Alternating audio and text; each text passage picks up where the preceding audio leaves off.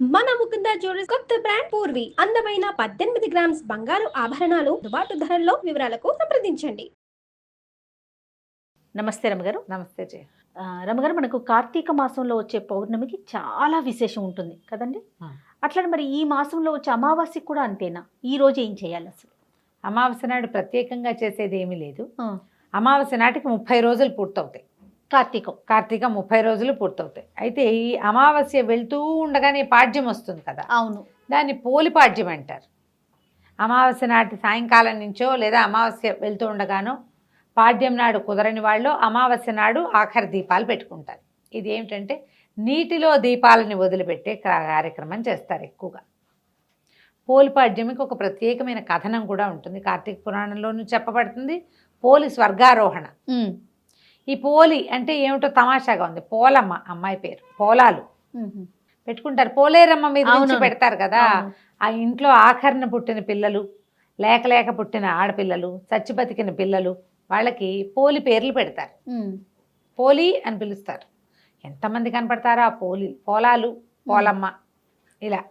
అయితే ఈ పోలి కథ చాలా వింతగా ఉంటుంది. ఈ కథ చెప్పుకుని అక్షింతలు వేసుకుంటారు, దీపాన్ని పెడతారు. ఏంటంటే ఇప్పుడు నెల రోజులు మనం కార్తీకం శుద్ధంగా చేసుకుంటారు ప్రతి వాళ్ళు కూడా. అవును. మిగిలిన ఏవి దానాలు ధర్మాలు అవి ఇవి చేసినా చేయకపోయినా పొద్దున్నే స్నానం, దీపం.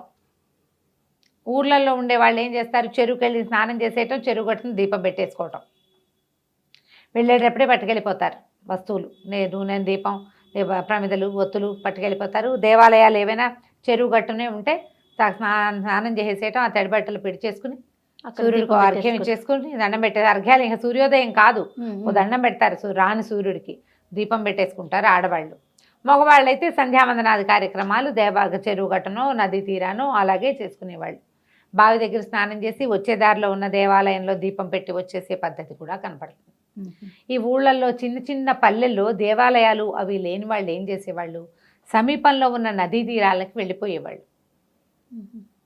వెళ్ళక్కడ నివసించి నెల రోజులు దీపం పెట్టుకొచ్చేవాళ్ళు. తెల్లవారుజామునే 4-3 గంటలకల్లా బయలుదేరి వెళ్ళిపోయి అప్పుడు ఏముంది 6ంటికి పడుకునేవాళ్ళు. సాయంత్రం 3ంటికి లేవడం ఏమీ కష్టం కాదు. అవునవును.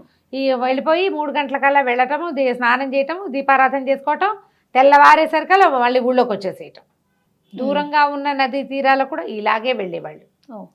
తీర్థాలకు వెళ్ళటం ఇది ఒక విధానంగా వెళ్తుంది. ఇప్పుడు కూడా మనం అలాగే ఇంచుమించుగా చేస్తున్నాం. మనకేంటంటే జనాభా పెరిగారు, జనావాసాలు పెరిగిపోయినాయి. ఈ నదీ నదాలు, చెరువులు, జామలు మనకేమీ లేవు. చెరువులో స్నానం చేస్తే ఏదో పిచ్చెక్కినట్టు ఉంటుంది. స్విమ్మింగ్ పూల్లోనూ వాటిలోనూ స్నానాలు చేయలేం కదా. భూ సంబంధమైన జలాలు కావు అవి, ప్రాక్టికల్ కుదరదు కదా. అవును. కాబట్టి మనకు పుష్కలంగా స్విమ్మింగ్ పూల్స్ ఉన్నప్పటికీ మన ఊళ్ళల్లో కుదరదు. అవును. ఏదో ఇంట్లోనే స్నానం చేస్తాం. కుదిరితే ఏదైనా ఒక్కరోజు వెళ్ళి ఏ నదిలోనో ఏ చెరువులోనో చేస్తాం. ఇలా 30 రోజులు చేశాక, 30 అంటే రోజులకి 30 చెప్తాం. తిథులు అవో 15 తిథులు, ఇవో 15 తిథులు. ఈ 15 తిథుల్లో ఒకటి క్లబ్ అయిపోయి ఓసారి 28 రోజులే వస్తాయి, ఓసారి 29 రోజులు వస్తాయి. ఓ రోజు ఎలాగోలాగా లుప్తం అయిపోతాయి, ఎక్కడో చోట క్లబ్ అయిపోతుంది. ఇన్ని రోజులు పెట్టి ఈ అమావాస్య రోజున, అమావాస్య నాడు 30వ రోజుగా పూర్తి చేసుకుంటారు. చేసుకుని అమావాస్య నాడు సాగనంపకుండా పోలి స్వర్గారోహణ పాడ్యమి నాడు చేస్తారు. పాడ్యమి నాడు ఏం చేస్తారు? ఇట్లా తెల్లవారుజామునే, అదే లాస్ట్ దీపం. మన అరటి డిప్పలు దొరుకుతాయి కదా, అరటి డిప్పకి చిన్న చిన్న హోల్స్ చేసి, ఆ హోల్స్ చేయడం కూడా మా చిన్నప్పుడైతే నాకు తెలిసి ఈ మందు సీసాలు ఉండేవి చూడు, బాటిల్స్, టానిక్సే బాటిల్స్, వాటికి మూతలు రేకు మూత కదా, ఆ రేకు మూత ఇలా గుచ్చి ఇట్లా తిప్పితే ఆ డిప్ప ఊడొస్తుంది. అందులో ఆవునేతిలో ముంచిన ఒత్తిని అందులో వేసి వెలిగించి నీళ్ళల్లో వదిలిపెడతారు. అవును. నీటిలో వదిలిపెడతారు. దీపాలని వదిలిపెట్టి మళ్ళీ వచ్చే సంవత్సరం మళ్ళీ కార్తీక దీపాలు పెట్టుకుంటామని అంతవరకు పోయి రమ్మని అమ్మవారిని దీపలక్ష్మిని సాగనంపుతారు.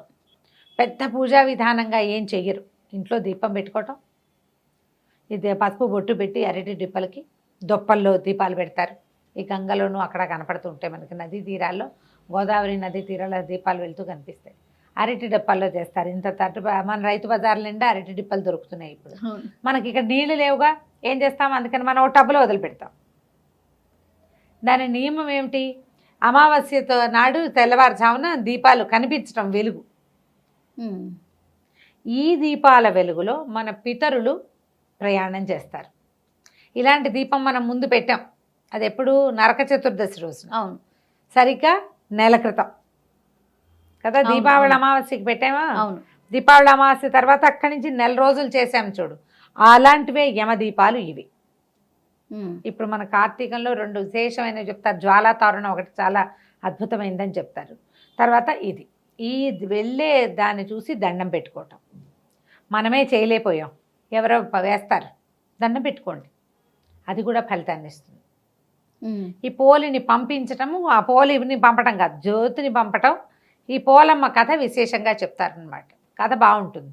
పూర్వం ఒక నదీ తీరంలో ఒక రజక కుటుంబం ఉండేది, చాకలి వాళ్ళ కుటుంబం, 5 కొడుకులు వాళ్ళకి.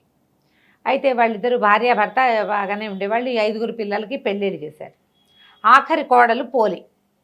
ఈ ఆఖరి కోడలు ఏంటంటే అది ఇంటి దగ్గర ఒక దేవాలయానికి అనుబంధంగా ఉన్న రేవులో పనిచేసేది చిన్నప్పుడు ఆ పిల్ల. అప్పుడేంది 10 ఏళ్ళకే పెళ్ళిళ్ళు చేసేవాళ్ళు కదా.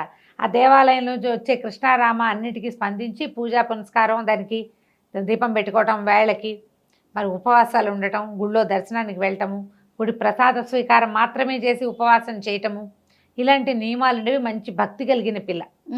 ఎప్పుడైతే ఈ భక్తి కలిగిన పిల్ల వీళ్ళ ఇంటికి వచ్చిందో, వాళ్ళ అత్తగారికి వీళ్ళ ఊళ్ళో కొంచెం భక్తురాలని పేరుంది, పూజలు బాగా చేస్తుంది అని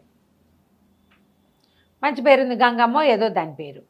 అయితే ఇంత పేరున్న అత్తగారు కోడలు వచ్చాక కోడలు భక్తి ఎక్కువైంది, అత్తగారి భక్తి తగ్గిపోయింది, కష్టంగా ఉండేది. అందుకని ఈ కోడల్ని ఏమీ పూజ చేసుకొని ఇచ్చేది కాదు, విపరీతంగా పనులు చెప్పేది. తను గుళ్ళోకి వెళ్తూ పెద్ద కోడళ్ళని 4 వెంటేసుకెళ్ళేది, కానీ చిన్నపిల్లని రానిచ్చేది కాదు.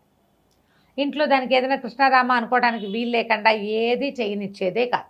పని పని పని, పాలు తీయాలి, వెన్న తీయాలి, అది తీయాలి, ఇది తీయాలని 100 పనులు చెప్పేది. ఊపిరాడని రకంగా చేసేది.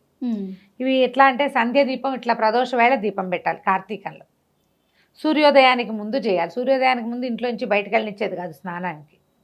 పోనీలే సాయంకాలం దీపం పెట్టుకుందామంటే అన్నీ చేతి నిండా పనులు, ఇలాగే చేసేది.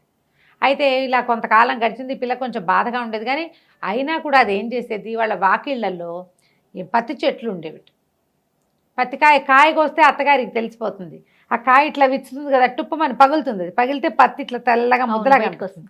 అలాగా కొంచెం తీసి ఒత్తి చేసుకునేది, దాంతో చేసుకునేది దీపం.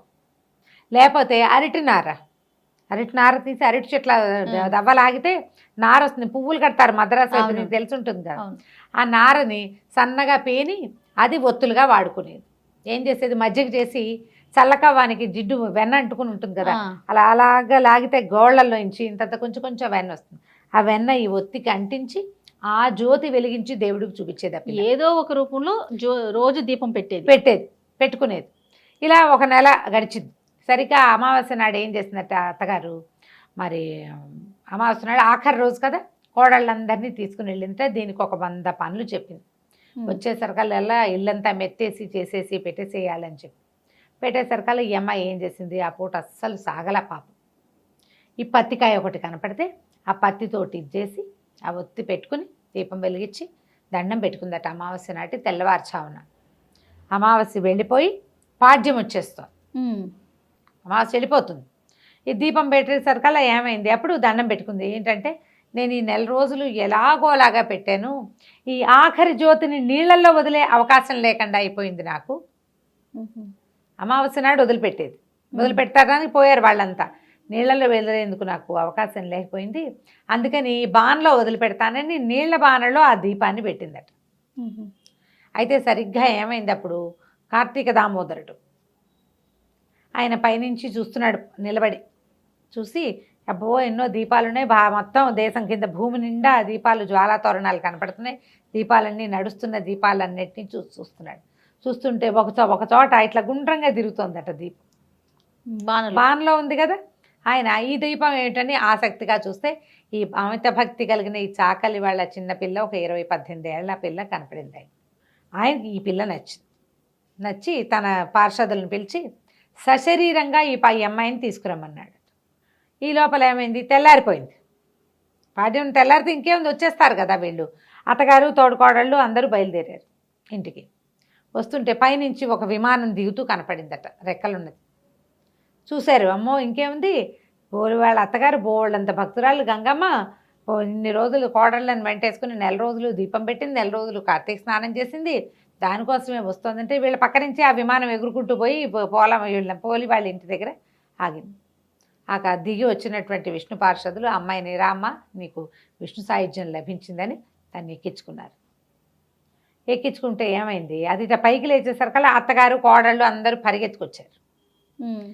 దీనికి స్వర్గం వచ్చేస్తోంది మనకు రావట్లేదని అయితే కాళ్ళు వేళ్లాడేసుకుని ఒక కొసకి కూర్చుని ఉన్న ఈ పోలి కాళ్ళు పట్టేసుకుందట అత్తగారు.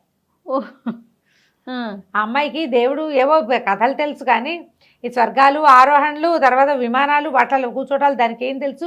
అందరు పెద్ద మగవాళ్ళు ఉన్నారని సిగ్గుపడి ఒక కొస కూర్చుని కాళ్ళు వేళ్లాడేసుకుని స్తంభం పక్కన కూర్చుంది.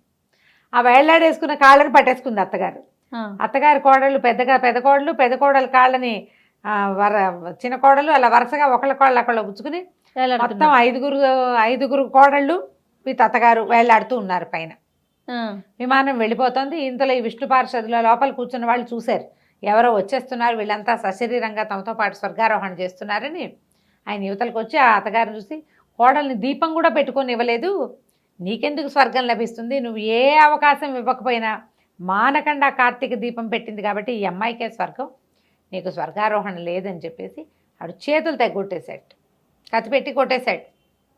4 కోడళ్లతో సహా అత్తగారి భూమి మీద పడింది. ఎక్కడో తలా చోట పిట్టలాగా రాలి పడ్డారనమాట. చెట్టు మించి రాలిన పళ్ళు తలా పక్కకి పడ్డట్టు పడిపోయారు. ఈ పోలమ్మని మాత్రం స్వర్గానికి తీసుకెళ్ళిపోయారు. ఈ స్వర్గారోహణ కథ చెప్తారు. ఈ పోలమ్మని తలుచుకుని అక్షింతలు వేసుకోమంటారు, పసుపు కుంకం చల్లుతారనమాట ఆవిడ కోసం. అట్లా ఈ దీపానికి మనం ఎందుకని ఈ పాడ్యమి నాడు వదిలిపెడతారు. అమావాస్య నాడు కూడా వదిలిపెట్టచ్చు, కొన్ని ప్రాంతాల్లో చేస్తారు. పోలి పాడ్యమి ఖచ్చితంగా పాడ్యమి ఘడియలు వచ్చాకే అమ్మాయిని పైకి తీసుకెళ్లారు కాబట్టి ఈ పోలమ్మని తలుచుకోవటం. ఈ రోజున ఏం ఉపవాసం ఉండరు, ఎవరైనా ముత్తైదుకు బొట్టు పెట్టి ఏదైనా తాంబూలం ఇవ్వటం మంచిది. పాడ్యమి దీపం పెట్టుకోవటం. మార్గశిర శుద్ధ పాడ్యమి, పోలి పాడ్యమి. మన కార్తీక శుద్ధ పాడ్యమి బలిపాడ్యమి లాగా ఇది పోలి పాడ్యమి. బొట్టు పెట్టి ఎవరికైనా ముత్తైదుకి తాంబూలం ఇవ్వచ్చు, రాజకులకు ఇస్తే మంచిదని చెప్తారు. పిల్లలు మనకి స్త్రీ వాళ్ళు తాకళ్ళు కనపడతారు కదా మన పరిచయస్తులు, ఎవరికైనా బొట్టు పెట్టి తాంబూలం ఇచ్చి చీర రవికాయ ఇవ్వచ్చు. మీరు ఏదైనా ఇవ్వదలుచుకుంటే ఏది ఇవ్వదలుచుకున్నా ఈ రోజున ఇస్తే కనుక విశేషమైన ఫలితం లభిస్తుంది. ఆ స్వర్గారోహణ కథ వింటే మంచి అత్యద్భుతమైన ఫలితం లభిస్తుంది అంటారు. నమస్తే.